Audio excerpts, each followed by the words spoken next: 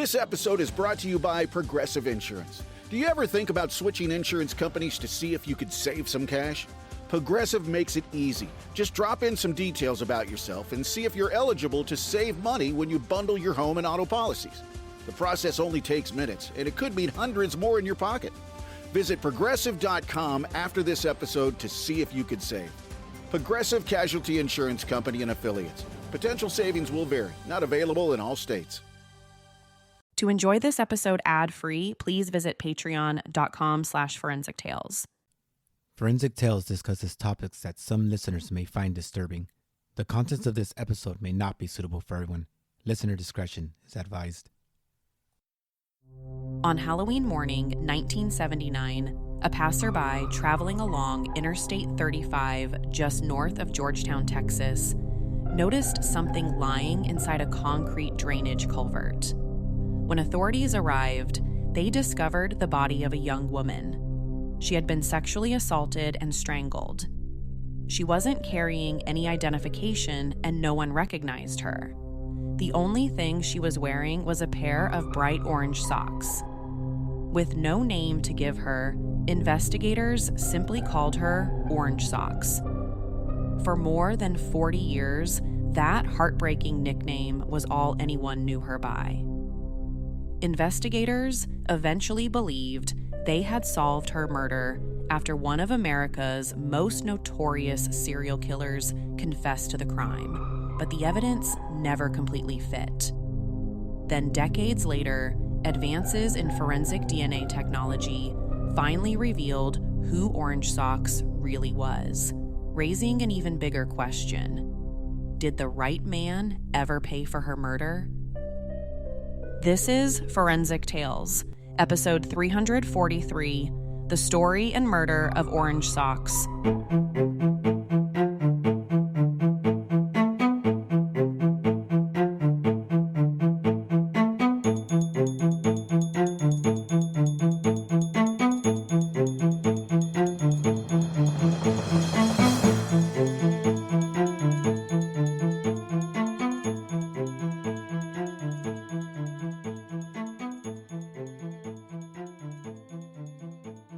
Welcome to Forensic Tales. I'm your host, Courtney Fretwell. Forensic Tales is a weekly true crime podcast with a forensic twist. Each episode features real stories highlighting how forensic science was used to uncover the truth. If you enjoy deep dives into real cases and the science behind them, make sure you're subscribed so you never miss an episode. And if you want even more content, including monthly full-length bonus episodes and early ad-free access to over 300 episodes, you can join our community over on Patreon. The support there truly helps keep the show going. To learn more, visit patreon.com/Forensic Tales. And one small favor that makes a huge difference for the show. If you're enjoying Forensic Tales, please consider leaving a positive review on Apple Podcasts or Spotify. It really helps other listeners discover the podcast. It was Halloween morning in 1979 when most people were putting the final touches on their costumes. And while families prepared for an evening of trick-or-treating, sheriff's deputies in Williamson County were responding to a call that would become one of the area's most enduring mysteries. On the morning of October 31st, 1979, two men were driving down Interstate 35 in Georgetown, Texas, a city about 30 miles north of Austin, when they spotted something that caught their attention. It looked like it was the body of a young woman lying face down in a culvert. But at first, the two men just looked at each other, not knowing what to think. It was Halloween morning, so if there was any other day of the year to play some type of weird prank, like putting a fake body on the side of the highway, that would be the day. But as they drove by again, they quickly realized this wasn't a prank. It was real. The two men rushed to call the police, and when the officers got there, they saw the woman's body. She was badly bruised, wearing nothing but a silver mother-of-pearl ring on one finger and a pair of orange socks. But that was just the beginning. It wasn't until the young woman was taken to the medical examiner's office for an autopsy that authorities understood the full extent of what happened to her. It was apparent that she had suffered a very violent and tragic end to her life. Besides the bruising across most of her body, she also showed signs of strangulation and had been sexually assaulted. And given the location of where she was found and her injuries, investigators theorized she had been thrown from the nearby overpass and dragged through a patch of grass. But remarkably, the woman didn't have any broken bones. Based on factors like rigor mortis and lividity, the medical examiner believed she had been killed about 10 to 12 hours before her body was found. But beyond the brutality of the crime, there was something else incredibly unsettling about the situation. She wasn't the only victim. Within just the last month, 3 other people had been found murdered along this same stretch of highway. A few weeks earlier, on October 8th, a young woman was found there after having been stabbed over 30 times. Then, a couple of weeks after that, a married couple was murdered along the highway just north of Austin. So when this woman was found, she became the 4th in just a month. Since she wasn't carrying any identification, investigators had to build a profile based entirely on her physical appearance. They estimated she was somewhere in her 20s, but that was only an approximation. She had unshaven legs covered in numerous healed insect bites that had left scars, suggesting she had been outside a lot before her murder. Her toenails had grown long, and investigators noted that her toes were unusually long. They also observed a small scar just beneath her chin, and her pierced earlobes were described as having a unique shape. She had brown hair with a reddish tint and hazel eyes. She stood somewhere between 5 feet 8 inches and 5 feet 10 inches tall, and weighed an estimated 140 to 160 pounds. She was also missing 2 teeth, but the rest were in good condition, with very little evidence of prior dental work. It wasn't much to work with. She could have belonged to a family desperately searching for her, or she could have slipped through the cracks entirely. Once Texas investigators received confirmation that the young woman had been murdered, they needed to figure out who she was if they were ever going to find who killed her. But even that task proved to be almost impossible. Her fingerprints didn't match anyone in the national database, and no one matching her physical description had been reported missing, which was another heartbreaking detail. Not only had this young woman suffered an unimaginably violent death, but it didn't seem like anyone was even looking for her. And in the absence of a name, the young woman became known simply as Orange Socks, a nickname inspired by the bright orange socks she was wearing when her body was discovered. Very early on, detectives considered whether she might have been a runaway, a hitchhiker, or someone living a transient lifestyle. The condition of her legs suggested she may have spent considerable time outdoors. And because she was found along Interstate 35, a major travel corridor, investigators couldn't ignore the possibility that she'd crossed paths with someone using the highway to hunt for vulnerable victims. That line of thinking quickly expanded beyond the victim herself. Between 1976 and 1981, the Interstate 35 section of Texas experienced 22 murders of female and male hitchhikers and stranded motorists, leading authorities to believe that a serial killer might be at work, and that Orange Socks murder was part of something much larger.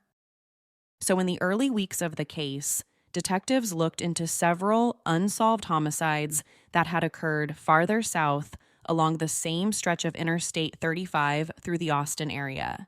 And in each case, the victims had been found dumped in rural culverts or ditches near the highway. Even in 2026, at the time this episode airs, only a small handful of these cases have been solved. But at the time, there was no way to connect her case to any others or any particular suspected serial killer. Back at the scene where her body had been found, there were a number of forensic clues left behind. The first was a towel that she may have used as a makeshift sanitary napkin.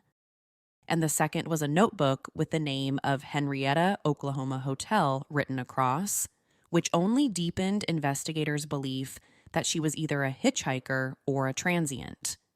But when they contacted the hotel and dug through its records, they didn't find any information about her identity.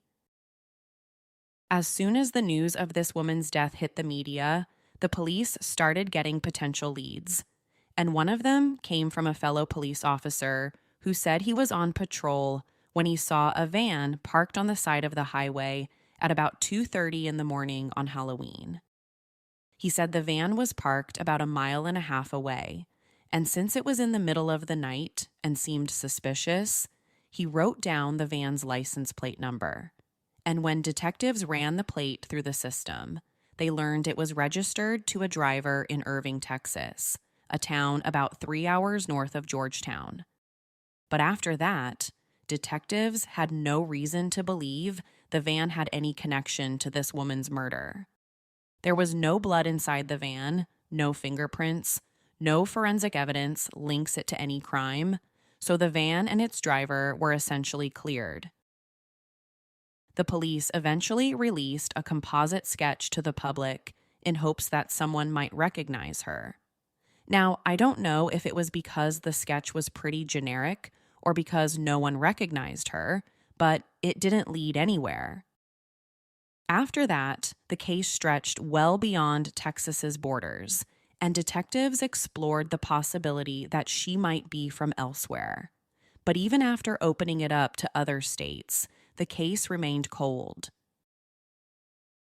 The more time that passed, the more it seemed Orange Socks was destined to be forgotten. But all of that was about to change 4 long years later, when a man came forward with an unbelievable story. In 1983, and more than 200 miles away from Georgetown, a man who would eventually be recognized as one of this country's most notorious serial killers came forward, saying he was the one who killed Orange Socks. His name was Henry Lee Lucas. While sitting in jail, waiting to be arraigned on completely separate murder charges, Lucas had been in and out of prison since he was a teenager, including murdering his own mother in 1960. He then spent the next decade behind bars until being paroled in 1970, only to end up back in prison a year later, where he stayed until 1975. This time, Henry Lucas was back in court and accused of killing an 82-year-old woman named Katie Rich. And right after the judge asked him if he understood the charges against him, he made a startling claim. He looked the judge straight in the face and said he's killed at least 100 more people. According to Lucas, he's killed and sexually assaulted more than 100 women across 16 different states. He was able to describe what the women looked like, what they were wearing when they were killed. He even explained where he hid or dumped their bodies. But initially, the authorities were a little skeptical. They didn't want to just accept his stories at face value, and if what he said was true, he would be one of the most notorious serial killers in the world. So they had Lucas lead them to a remote field in Denton, Texas, where he said they would find human remains. And sure enough, when they dug up the ground, they found several exactly where Lucas said they would be.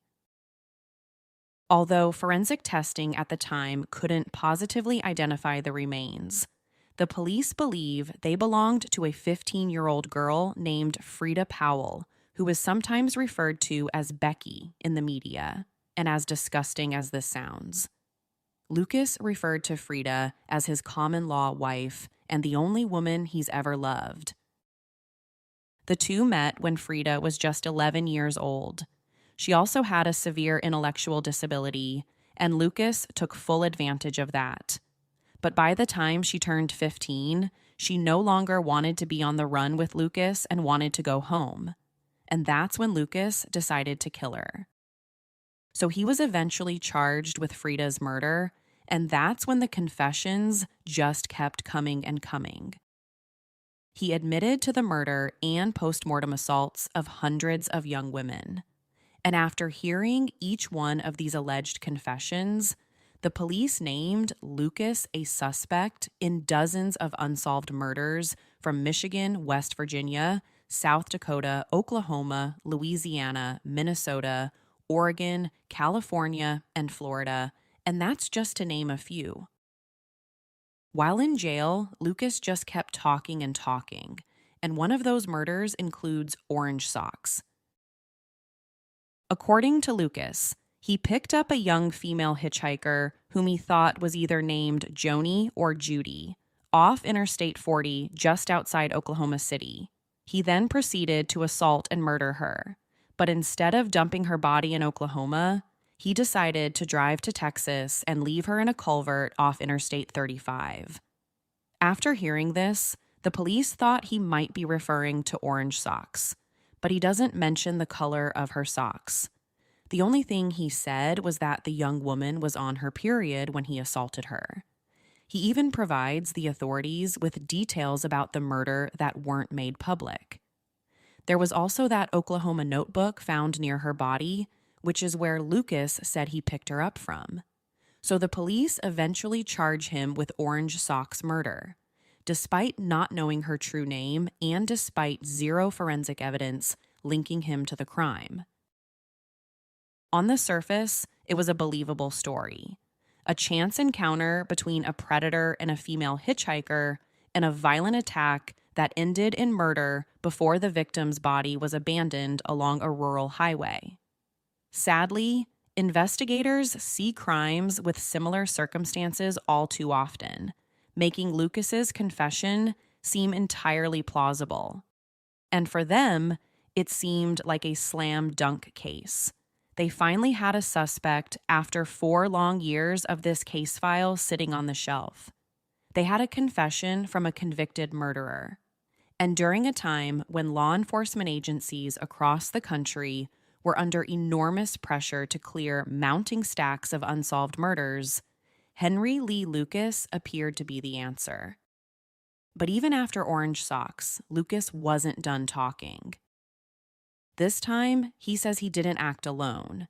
He had an accomplice in many of these murders. His name was Otis Toole, a name that probably sounds a little familiar. He's another serial killer who famously abducted and murdered 6-year-old Adam Walsh in 1981. Together, Lucas claimed that he and Toole went on a multi-state killing spree from 1979 to 1981, targeting hitchhikers and sex workers after meeting while working for the same roofing company.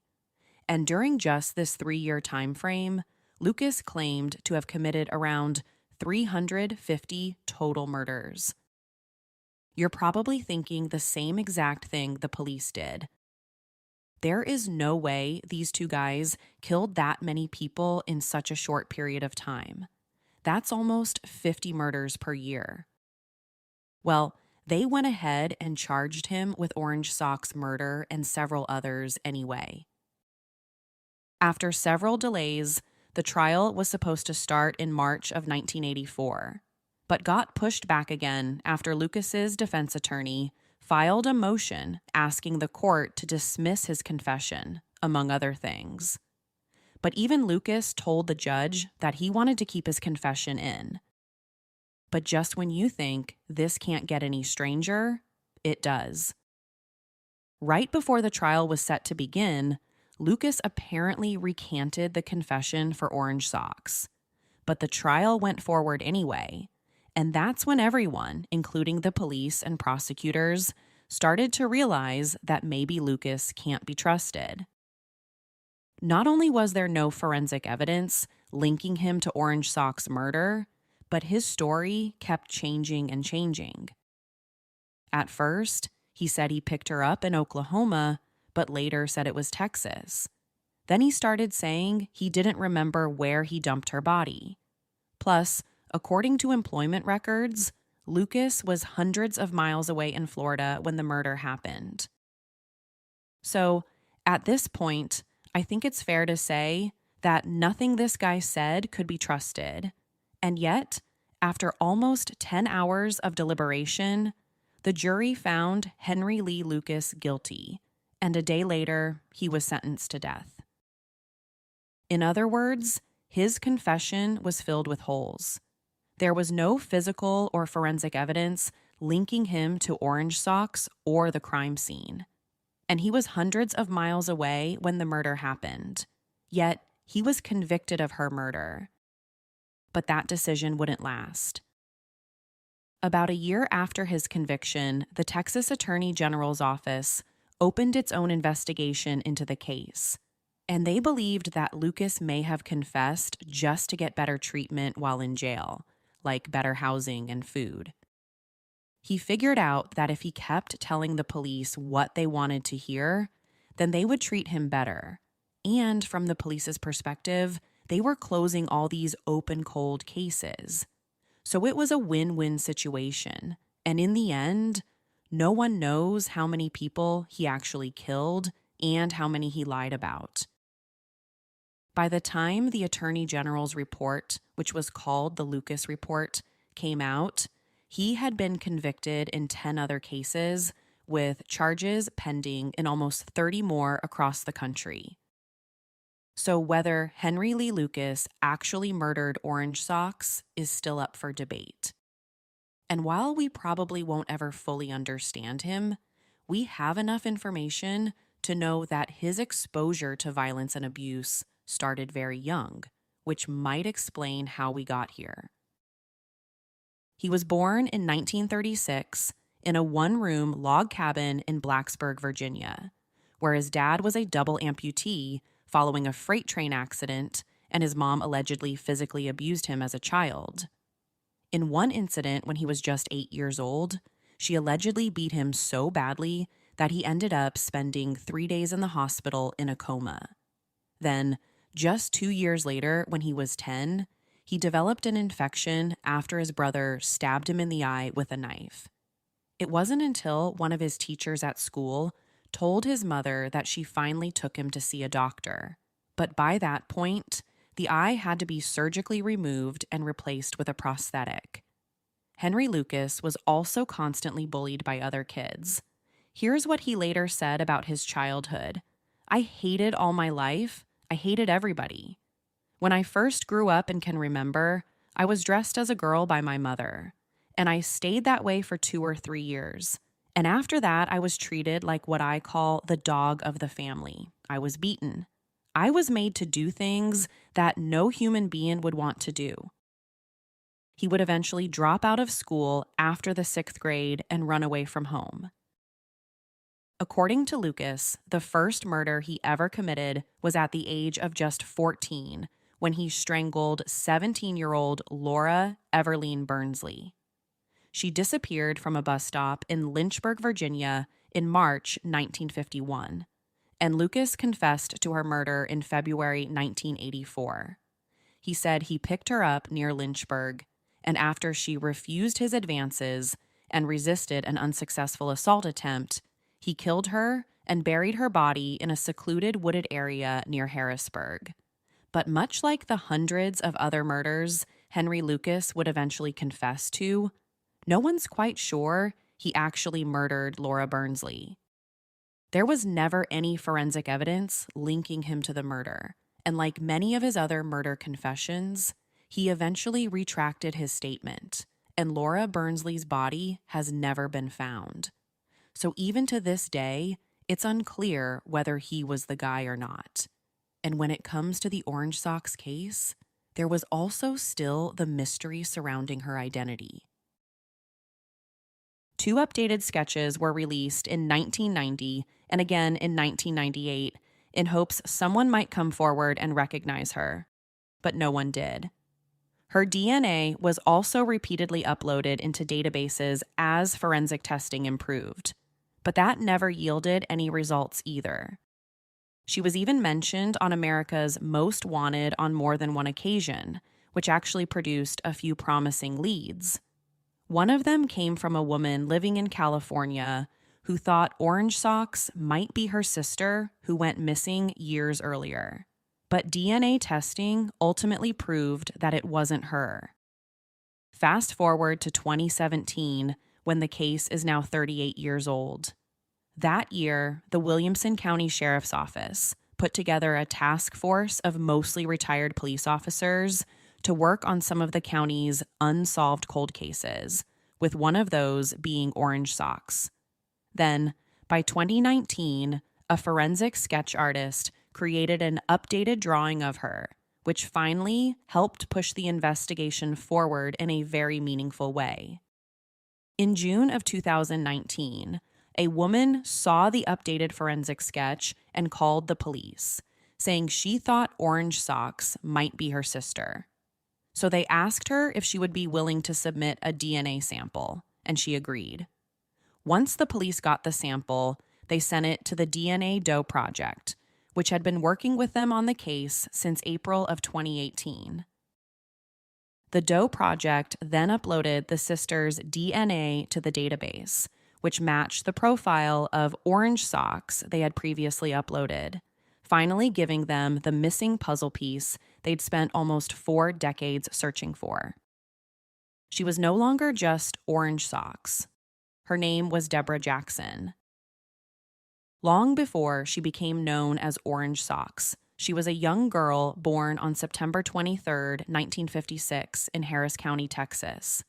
And while not much is known about her childhood, she was once a girl with her entire life ahead of her, until it was derailed beginning in 1977. That year, Debra suddenly left her home in Abilene and eventually traveled to Amarillo in 1978, where she worked at a Ramada Inn and an assisted living center in Ozzie, northwest of Fort Worth. Her family never formally filed a missing person report because they thought she had left on her own and was doing okay.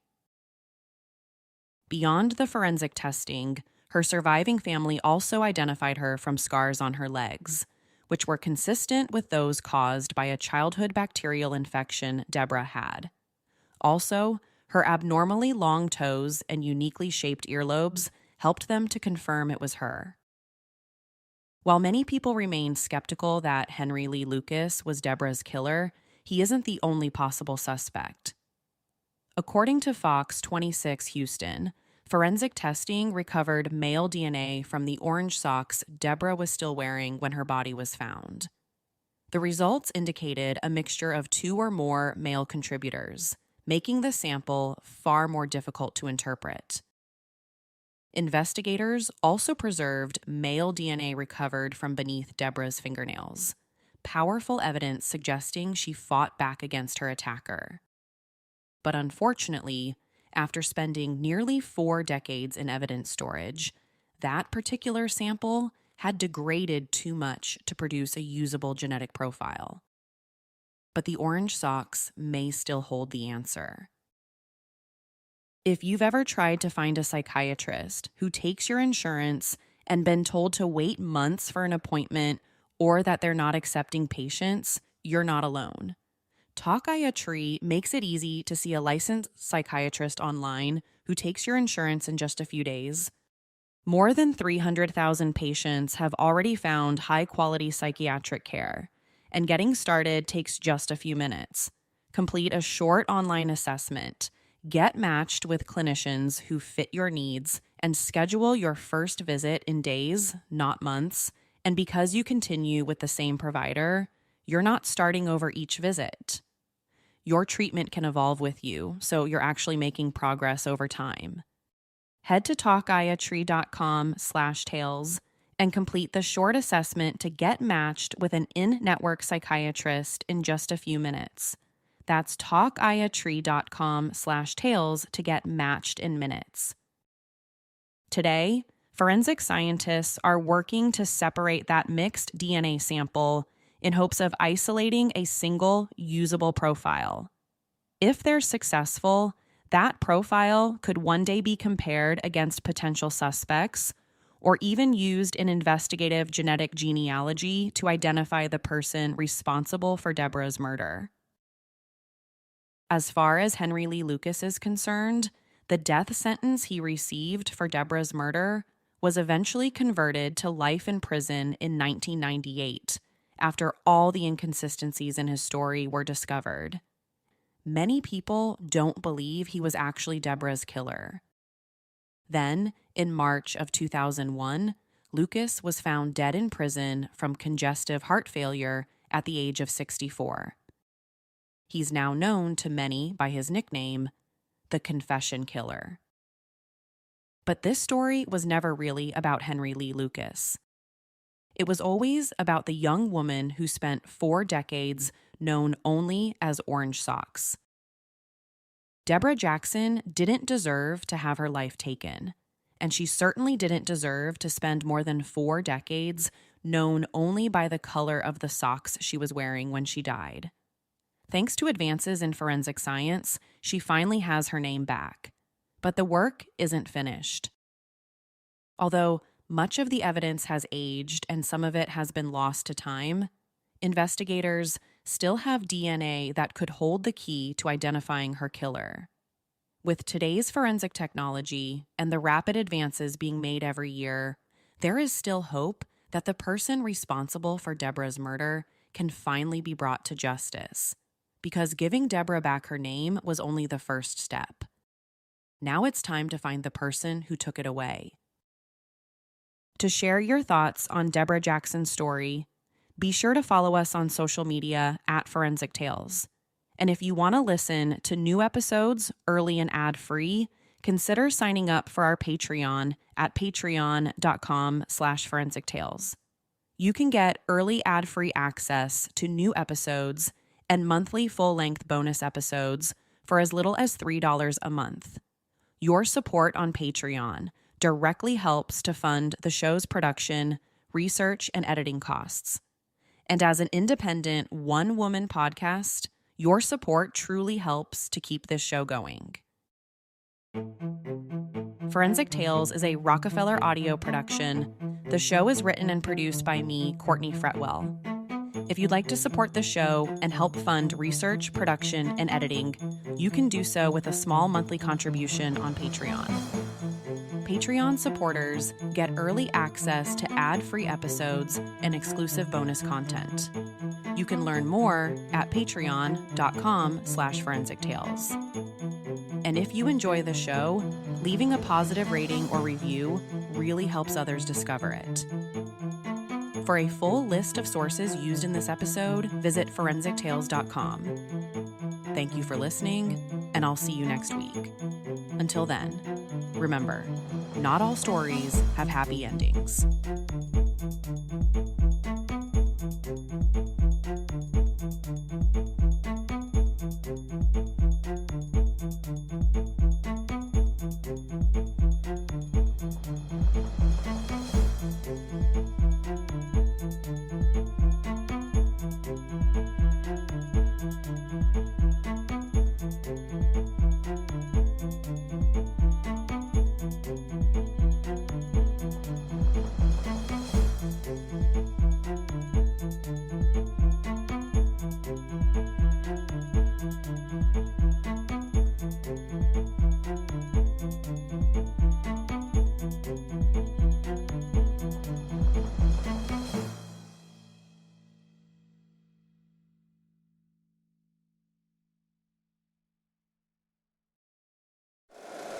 If you like the show, please take a moment to rate, review, and subscribe. It really does help the show to grow.